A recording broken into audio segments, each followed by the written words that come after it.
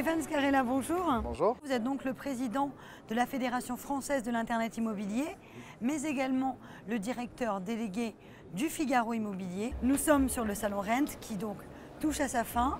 Ouais. C'est finalement un événement incontournable pour les professionnels de l'immobilier. Je crois que c'est devenu un rendez-vous incontournable. C'est la 6e édition, si je ne dis pas de bêtises. Et cette année encore, on a eu la chance de voir énormément de nouveautés, d'innovations. On a eu, je crois, l'exhaustivité du marché de l'immobilier présent sur ce Rent, sur les promoteurs, les réseaux, les digital agencies, les logiciels. En somme, on a tout l'écosystème qui est venu pendant 2 jours se retrouver pour parler, discuter, se nourrir d'innovation. Et c'est à ce moment-là qu'on se rend compte finalement que l'immobilier et les nouvelles technologies, eh bien, c'est vraiment lié aujourd'hui. C'est lié et contrairement à ce que beaucoup de gens pensent, il y a énormément d'innovation dans l'immobilier.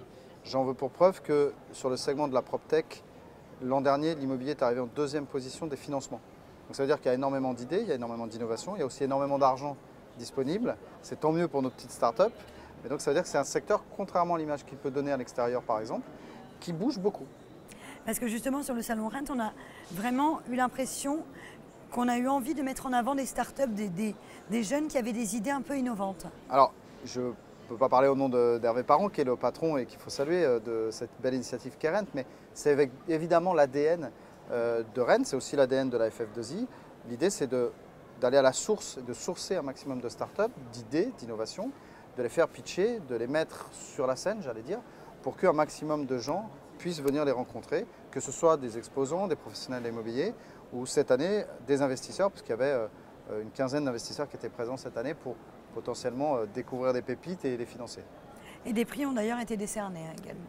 Oui, alors comme chaque année sur Rent, et la FF2I a cette année encore décerné le prix de l'innovation, en partenariat avec Home by Me, qui était notre sponsor, et on a remis effectivement à WeProve le prix cette année de l'innovation du Rent 2018. Alors justement, parlez-nous rapidement de la start-up.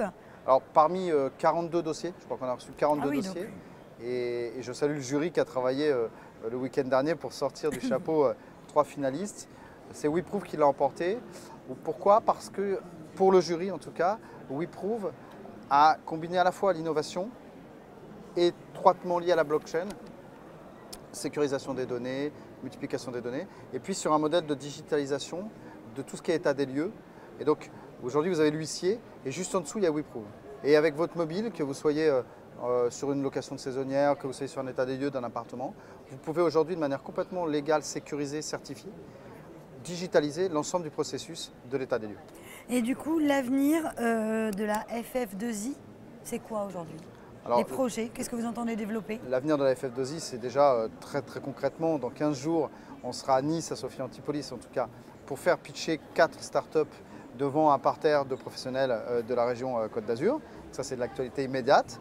Et puis, tous les 2 mois, on organise un événement, un after-work ou un déjeuner d'innovation. Donc, on garde ce rythme. En revanche, on va beaucoup délocaliser. Je vous ai dit qu'on allait à Nice, on va aussi à Bordeaux, on va à Lyon, on va à Toulouse. S'étoffer un peu. Voilà, on va essayer d'aller rencontrer l'innovation et les startups plutôt que tout le temps de les faire venir sur Paris, ce qui n'a pas de sens. L'innovation, c'est aussi dans les territoires, c'est très important. Et puis, bien sûr, on va avoir un grand voyage d'études cette année, comme chaque année. Donc, nous partirons au Japon au mois de mai à la découverte donc, de notre écosystème là-bas, c'est-à-dire des promoteurs, des réseaux immobiliers, de la digital agency, des logiciels, et puis surtout aller rencontrer, aller voir des acteurs de l'innovation au Japon. Donc ça sera aussi un gros rendez-vous. Merci beaucoup. Merci à vous. Vous êtes une excellente soirée. Merci beaucoup. Au revoir.